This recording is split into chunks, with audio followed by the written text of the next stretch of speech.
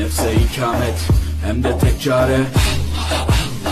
Bu hayat imtihan, şeytandan intikam, sayısız iltifat.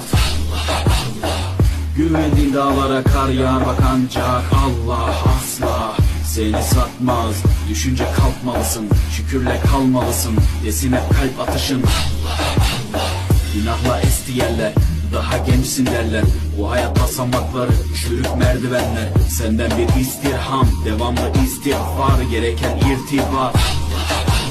İşimde Allah, dilimde Allah, zikrimde Allah, fikrimde Allah, aklımda Allah, aşkımda Allah, aslımda Allah, kanımda Allah. Hasbi Rabbi Cellallah.